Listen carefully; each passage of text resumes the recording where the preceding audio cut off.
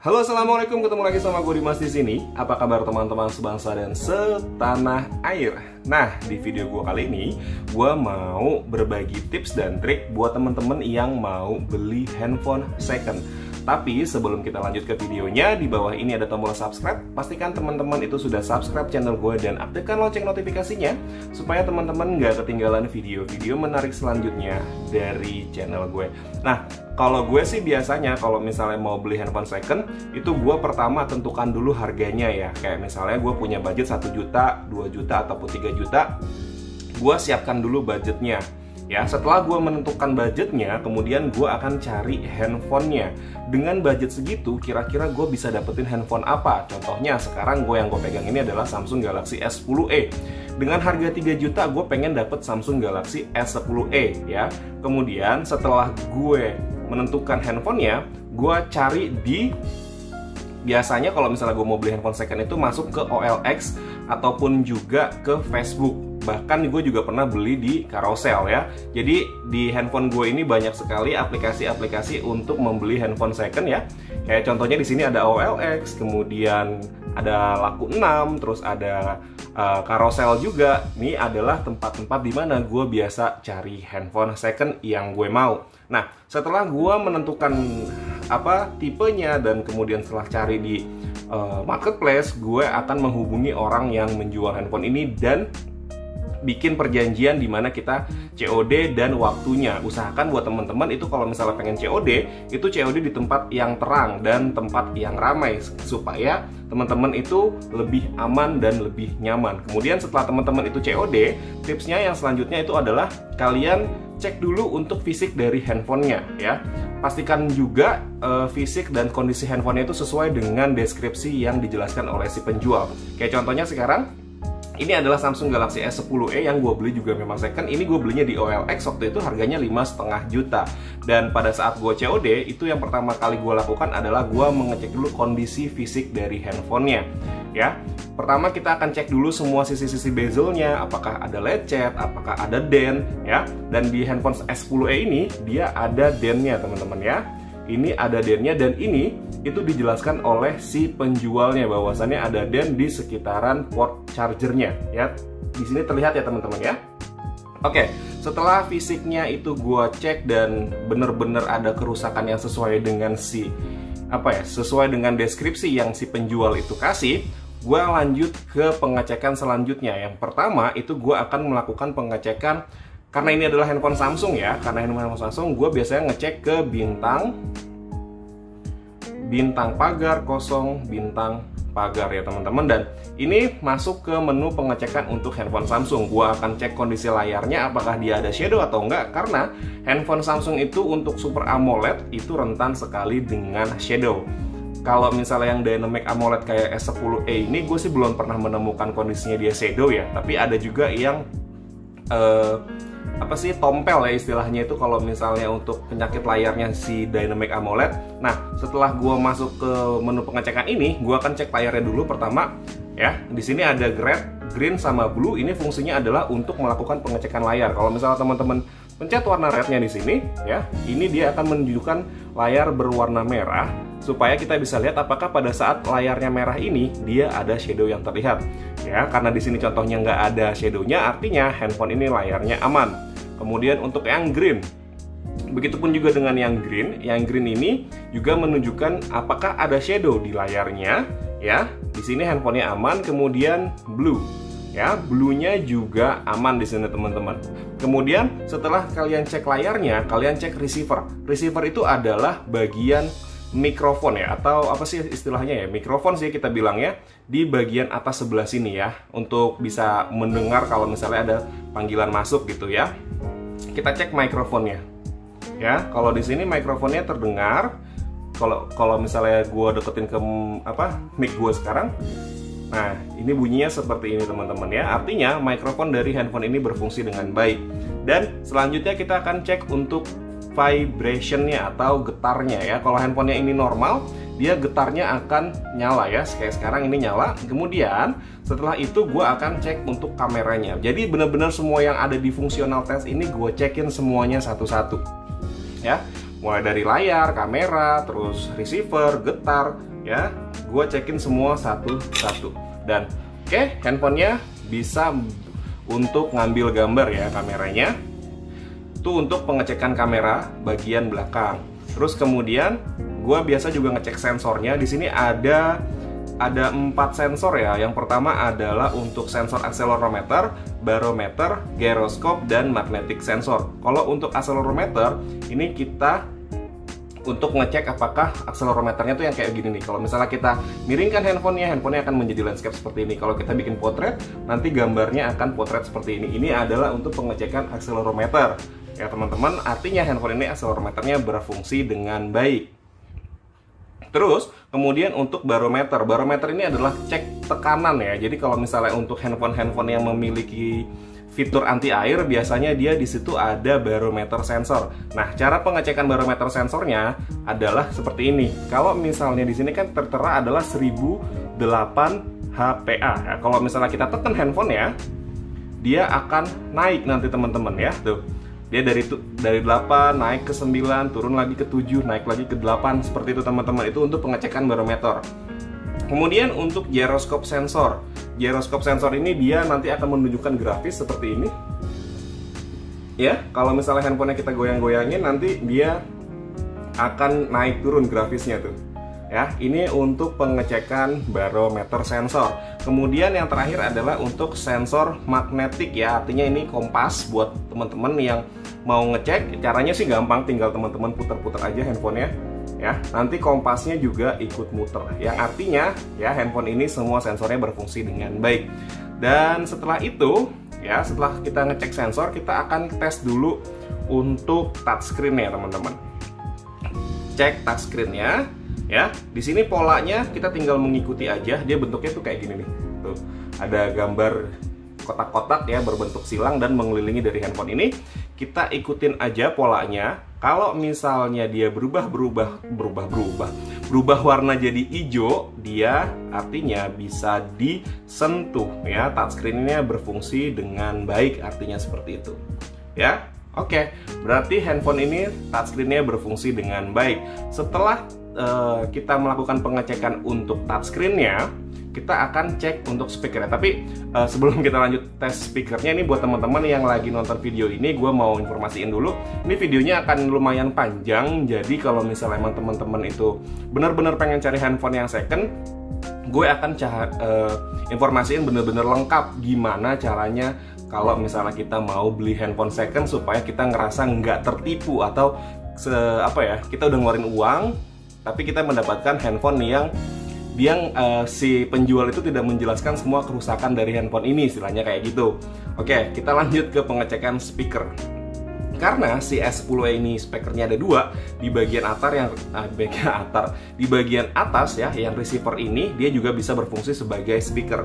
Kalau misalnya kita pencet, dia akan nyala dua-duanya, atas dan bawah ya. Ya teman-teman, nih tulisannya speaker, ada tanda panah atas dan bawah. Kalau kita pencet lagi, dia akan nyala speaker bagian bawah ya. Terus kita pencet sekali lagi, dia akan nyala speaker bagian atas. Speaker bagian atasnya memang suaranya lebih kecil dari speaker yang bagian bawah karena dia fungsinya hanya sebagai pelengkap aja. Terus kemudian setelah speaker kita cek, kita akan cek untuk subkey. Subkey itu adalah tombol-tombol yang ada di sekitaran handphone, baik yang ada di virtual maupun tombol fisik ya. Oke, sekarang kita akan cek tombol powernya. Tombol powernya berfungsi, volume down juga berfungsi, volume up dia berfungsi. Terus di sini ada tombol Bixby, tombol Bixby-nya juga berfungsi, dan tombol back dia berfungsi juga. Tombol home dia berfungsi, tombol recent app dia juga berfungsi. Artinya handphone ini untuk tombol-tombolnya nggak ada yang mengalami kerusakan apapun. Terus kita juga bisa mengecek untuk kamera depan ya. Jadi ini adalah kamera depan dari Samsung Galaxy S10e ya. Kita akan coba ambil gambar di sini sedikit. Oke, handphone ini bisa untuk ambil gambar dengan menggunakan kamera depan ya teman-teman. Jadi ini kayak bener-bener full tes ya kalau misalnya teman-teman mau beli handphone second, dan ini diusahakan melakukan pengecekannya itu benar-benar di depan si penjualnya. Karena kalau misalnya kita menemukan sesuatu yang nggak berfungsi, kita langsung bisa up di tempat, istilahnya kayak gitu. Atau kalau misalnya emang teman-teman masih pengen tetap handphone itu dan ada satu kerusakan yang menurut teman-teman nggak masalah deh dengan kerusakan kayak gini, yang penting gue masih bisa pakai handphonenya, teman-teman bisa lakukan penawaran lagi sama si penjualnya. Karena kalau misalnya kalian menemukan fungsional yang tidak berfungsi, kalian bisa gencet lagi harganya dari si penjual tersebut. Kemudian setelah front kamera, di sini ada grip sensor. Ya, grip sensor ini adalah kayak nih, kalau misalnya kita grip handphonenya, nanti dia handphonenya getar. Misalnya kita angkat, nanti dia mati lagi, rilis lagi kayak gitu. Itu adalah fungsi untuk grip sensor. Biasanya sih kalau itu buat game ya, kalau nggak salah. Terus kemudian kita cek untuk blacknya. Di sini berarti artinya handphone ini menunjukkan layar berwarna hitam. Untuk kita cek apakah ada dead pixel di sini. Biasanya kalau misalnya ada dead pixel, dia ada satu titik yang menyala kayak gitu, atau 2 titik atau 3 titik, tergantung berapa banyak dead pixel yang ada di handphone ini. Oke, itu adalah pengecekan yang umum sebenarnya gue lakukan kalau misalnya gue mau beli handphone second. Kayak sensor test, HOIC, MST test, MLC, loopback, dan version itu biasanya dilakukan pengecekannya sama si tim teknisi ataupun service center dari Samsung. Biasanya gue akan cek cuma sampai yang tadi layarnya black aja. Oke, setelah fungsionalnya semua itu sudah gue tes, gue akan cek untuk fungsional yang lain seperti SIM card ya. Jadi apakah handphone ini bisa menerima sinyal atau bisa ngebaca SIM card dengan baik atau enggak? Gue langsung melakukan pengecekan menggunakan SIM card yang gue punya biasanya. Plus karena ini handphonenya bisa masuk memory card, gue juga akan melakukan pengecekan untuk memory cardnya. Apakah handphone ini bisa membaca memory card atau enggak gitu teman-teman ya. Jadi benar-benar semuanya gue cekin kalau misalnya gue beli handphone second. Karena jujur kan gue beli handphone second biasanya untuk gue jual lagi. Nah, gue nggak pengen nanti customer gue itu dia komplain sama gue. Jadi bener-bener semua fungsional dari handphone ini gue tes. Dan biasanya setelah gue lakukan beli handphone itu dan gue tes handphone itu, gue nggak langsung jual handphonenya. Biasanya gue akan coba pakai dulu handphonenya, bener-bener dipakai selama kurang lebih 1 minggu sih biasanya gue kayak gitu, untuk bener-bener memastikan handphonenya nggak ada kendala apa-apa. Ya, setelah melakukan gue masukin SIM cardnya, gue akan cek di sini apakah sinyalnya diterima dengan baik atau enggak. Nah, untuk handphone yang ini dia sinyal 4G plusnya muncul, artinya handphone ini bisa menangkap sinyal dengan baik ya teman-teman. Oke, karena tadi gue juga sudah masukin memory card di situ, gue akan masuk ke menu file saya. Nah, di sini gue akan SD card ya. Di sini SD cardnya terbaca, artinya handphonenya tidak mengalami kerusakan untuk bagian dari si SD cardnya. Setelah itu gue biasanya akan melakukan pengecekan untuk chargernya. Gue selalu bawa power bank. Tapi kalau misalnya emang nanti teman-teman itu nggak punya power bank, kalian coba aja pinjem charger yang dijual ya, untuk melakukan pengecekan si charger dari handphone ini apakah berfungsi dengan baik atau enggak. Gue sih biasanya kayak gitu. Dan oke, kita akan coba. Handphone ini bisa ngecas, artinya port chargernya itu tidak masalah. USB Type, karena ini USB Type C, jadi gue biasanya bolak-balik ya, bolak-balik apakah masih tetap ngecas atau enggak. Untuk handphone ini dia berfungsi dengan baik. Jadi gue nih selalu bawa power bank ini nih, antara power bank gue yang iCmic ini atau power bank gue yang Samsung ini. Dua-duanya mendukung fast charging, jadi gue bener-bener tahu kalau misalnya seandainya handphonenya ini support fast charging atau enggak. Itu bisa dicek pakai si chargernya ini. Kalau misalnya kayak tadi fast charging itu dia nanti akan muncul notifikasi fast charging ya teman-teman. Kemudian gue juga akan melakukan pengecekan untuk si headset ya, karena si headset itu dia biasanya sih emang karena gue bawa terus nih headset, entah gue bawa headset yang ini ataupun yang satu lagi nggak ada mic-nya, tapi gue selalu bawa headset kalau misalnya gue mau melakukan COD. Jadi bener-bener semua fungsionalnya itu gue cek.